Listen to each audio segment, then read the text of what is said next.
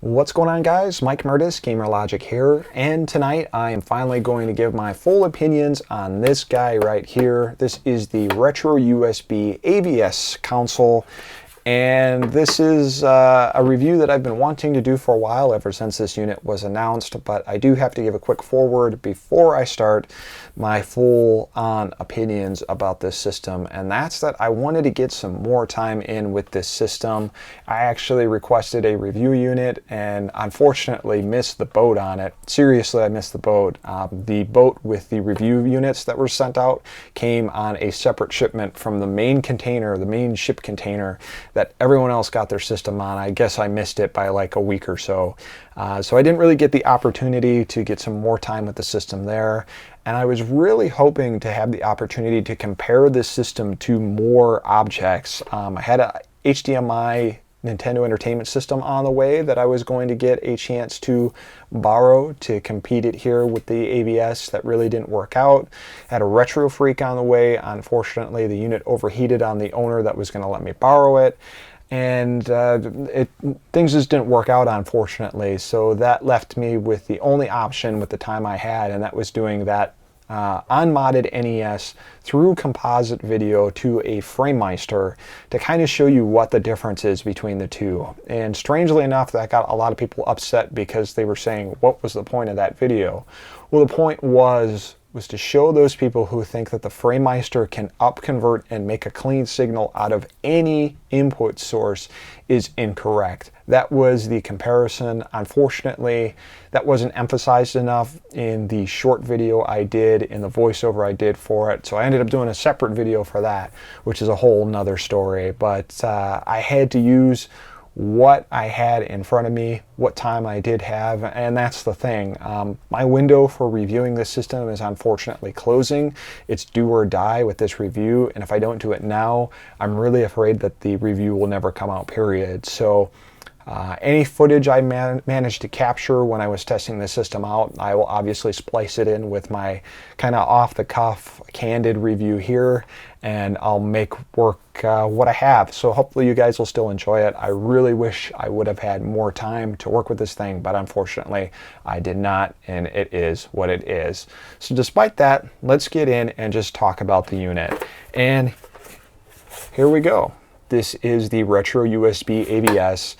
And this system has got a lot of flack for being ugly, but honestly, I don't mind the look so much. A lot of people also complain that it's not a real easy system to fit in your system display. This fits in my game room console shelf pretty easily. I mean, it's sandwiched right in between my FrameMeister and my Atari Jaguar. And it works fine for me. If the NES and the NES2 mated, this is what would come out of it, and it comes out with a bunch of features that those systems never had. The big one being the HDMI port, which is great. It does 720p video out. The USB port itself, which is great. Not only do you use this port to power the unit, but you can upgrade the firmware. You can also do some scores and stuff. You can put those on Nintendo Age, which is really cool, and kind of have the high score tournament that, you know, we used to write in the back of our manuals. Now you can compete worldwide with people, which I think is really, really cool. I probably will never utilize it, but the cool feature is there nonetheless. Speaking of system updates, there is a system update right now that is in beta that will let you have the unsaturated color palettes. And a few people asked for some videos of that to see that. And unfortunately, I was never able to get those, mostly because what I was reading on the Nintendo Age forums is that there were issues with the sound in that there was a lot of sound clicking occurring once they upgraded that firmware. So I'm gonna wait, and maybe in the future I can do some videos with that. I really don't feel like really messing with this unit's firmware if I don't have to. I really don't want to play with a beta firmware that could potentially mess this thing up. Not that it would, but I'm just being safe. And who knows, what may be cool about unsaturated palettes may end up not happening in an official firmware, and then 3 years down the line when someone watches this video, they don't know what I'm talking about, and blah, blah, blah, blah, blah, all that good stuff. You got your Famicom expansion port right here, which is great. for using external Famicom controllers or other accessories, which is cool. So I got like my Hudson pad as well as a few other devices that you can play with. Really cool feature to have because I do have a couple of those controllers, and it's nice to see that they don't go to waste. Very, very cool. I do love the fact that it's got the classic red power light on it, and it's also got original new stock of the Nintendo buttons, what you would see on the NES. You got your power and you got your reset. I'd be curious to see what ends up happening with these buttons, if this is kind of like a first run deal with the first original systems. I don't know if the manufacturer of it, Retro USB, has a different idea of what to use the buttons. They're probably easy enough to mold, right? But nevertheless, it's very cool. On the front, you have your player 1, 2, 3, and 4 controller ports, which is fantastic to have a HDMI ready system that you don't need to grab a 4-score or some kind of 4-player adapter, or if you're using the not the Retro USB, but the Retron 5. On the Retron 5, it's very finicky with 4-player adapters. And even though you can use different controllers, it's not really fun if two people are using, say, two SNES controllers to play NBA Jam and the other two players are using Genesis. It's kind of weird. People really don't like that. I like consistency. So this really takes care of that in this aspect, kind of similar to the Nintendo 64. You can use regular NES controllers and you have the 1, 2, 3, 4. I actually took this to a friend's house last week, and he was watching his parents' house for him, actually. And I thought, you know what, let's see how portable, how easy it is to use this system. So I grabbed 4 controllers. I grabbed the USB and the included power adapter that comes with the unit, and I also brought a USB extension cable, a USB 2.0 extension cable that was like 25 feet long. So it was really easy for me to plug in anywhere and have this close to us. And I would say the TV was a good 15-20 feet from where we were playing, and I was still able to hook this unit up to its power without issue, and then have a really nice long, I want to say 25-foot HDMI cable in my bag that I could run from the unit, run from the TV, and then along with the unit itself, the only thing I needed to bring other than the controllers was a flash card. And I have the power pack, which works great for this unit, but I will say that I've had no issues using the EverDrive N8 on this system. The save states work fantastically, so this is one of the first hardware clones that put out HDMI and with the power of this cartridge can do save states. So that's really, really cool if you're testing out games and trying to learn the patterns and everything. I've actually been using this to kind of learn the ins and outs of Power Blade 2 so I can play it without assistance. Very cool there. But this stuff together with 4 controllers, me and my buddies were easily able to play games like Gauntlet 2, Nightmare on Elm Street, Jeopardy. I don't know why the hell we played that. We played Mule for whatever reason, but it was just so easy to do and didn't require any downloads. It didn't require any signing in of accounts. It was super easy to do, which was great. We had a great time, and even when we weren't playing 4-player games, we were playing other stuff like hacks of certain games. We were playing the NES version of Super Mario World, and just a ton of other great stuff that was out there. Shadow of the Ninja, the whole NES library was right in our hands. It was easy to play, it was portable, which makes this a great system to just bring to parties. Or for example, if I'm having a party down in my arcade room and I want something that is actual hardware, but I don't need to bring all my carts down, well, I can plug this into my projector and I'm ready to go. And that's another great thing about the system, is its versatility. You open the front here, you've got the Famicom port, and you got the regular NES port. Now, admittedly, I haven't used too many NES carts on this thing. I haven't experienced a super terrible death grip as far as getting carts out. I think having experience with the Retron 5, it made it really easy for me to kind of find the sweet spot to get the cartridge out. I've been using the Famicom port mostly because I've been using flash carts to play.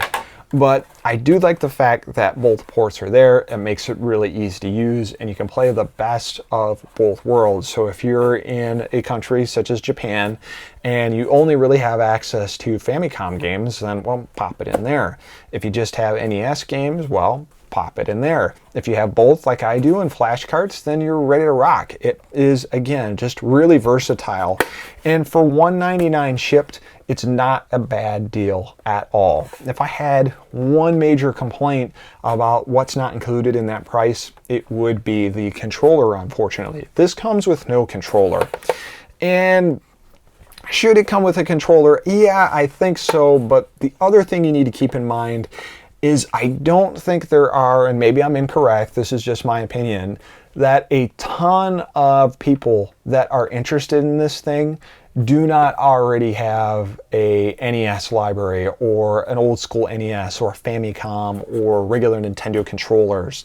The people who are interested in this thing already have all that stuff. So it didn't come with a controller, yeah, but it was no sweat because I had plenty of controllers to plug it into. But be aware, if you're just getting into the hobby, this does not come with a controller. You need to go pick one up, and there are a ton of options out there for picking stuff up. Retro USB is eventually doing a controller that is coming out later. I think they're still in the development process with it, or at least they're fairly close. Whether or not they will include that controller with the system remains to be seen. I do know that it's a Bluetooth wireless controller, I believe. But as of right now, this does not come with a controller, and that would be the only gripe that I particularly have with the system outright. Comparatively, you could go get a Retron 5 for maybe a little cheaper, but that sandwich controller it comes with is a tremendous piece of crap unless you're playing like racing games like F-Zero. I hate that thing. There's some people who love that, and more power to you. If you want one, let me know. I'll send it to you. Let's talk about system performance itself. I've had no issues with system performance on the Retro USB AVS. Everything I've thrown at it has worked. I've tested Famicom disk system stuff, legitimate Famicom disk system. I have an actual Famicom disk drive with a RAM adapter. Works without any issue. Obviously the flash carts work, which is a tremendous advantage compared to the Retron 5. In order to get different ROMs to work on the Retron 5, you have to use an IPS patch method, which isn't terrible, but it's very troublesome, not easy to do if you don't have a computer nearby you. You do have to do some quick reading up to make that happen. We can just take one of these, pop it in, again, really awesome. The 720p video looks fantastic, especially when you're comparing it with the Retron 5. Again, I wish I had the time to do a Retron 5 to AVS comparison, but I just do not. You'll have to take my word for it, unfortunately. Yeah, graphically, everything looks great on it like it should. I have not, again, seen unsaturated palette, which I'm looking forward to once that firmware becomes official. But for what it's worth, to plug this in to get great video capture, I've had no issue with it whatsoever. And again, there's another advantage of it to potential people that want to stream their NES games and don't want to do it on a Retron 5, or they don't want to shell out the money to get a original Nintendo HDMI modded or RGB modded. You buy this, you plug in the HDMI cord to your capture device, you're ready to rock. Super, super easy, right? And more people will get out there and have the opportunity to either stream or do reviews or just talk about what they love, NES games, which again is the general reason why I bought this. Sound-wise, sound is great on this thing.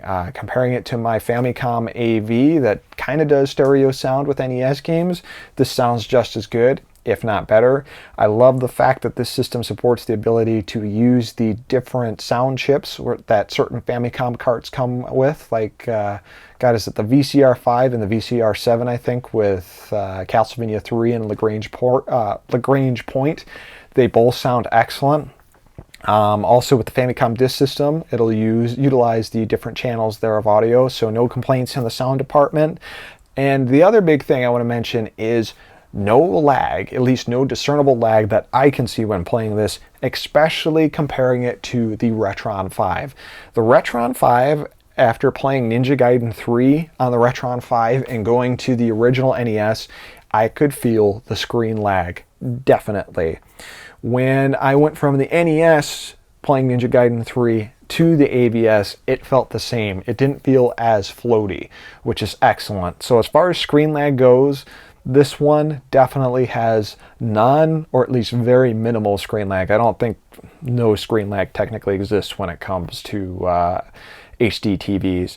but this is highly recommended. I could probably beat Punch-Out with this no problem. I can't beat it on the Retron 5 just due to those weird issues, and maybe it has something to do with my TV, but there's enough display lag there to really, really mess you up. That's one game that really requires the power of the CRT.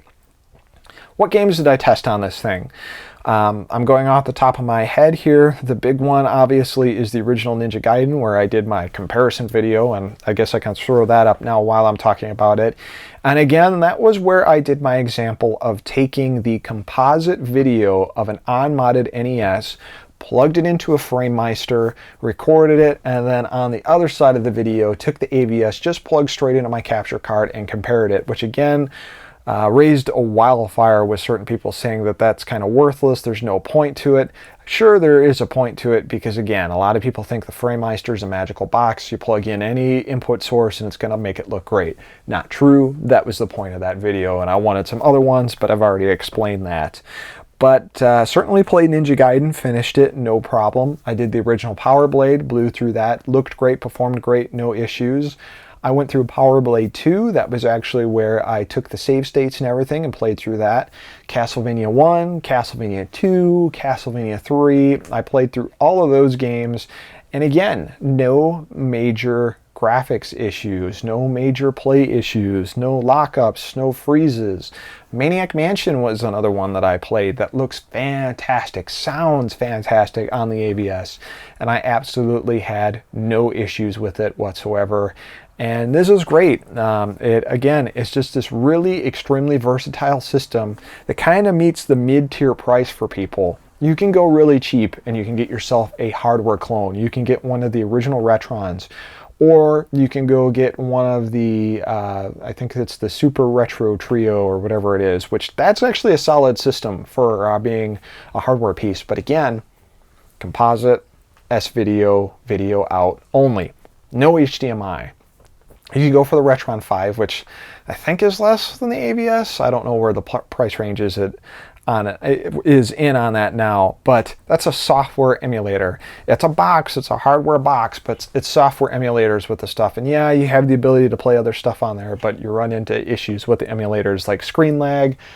Some of the other systems I was using, some of the translation patches I was using was glitching the games out, making them skip, like the emulator didn't have the resources available to play it. I did not encounter that on the AVS because, again, it's hardware emulation straight from the get-go. So is there anything else I want to talk about the Retro USB AVS on? Probably not. I'm sure once I'm done recording here, there's going to be something I wish I would have said. But to sum it up, it's a versatile system.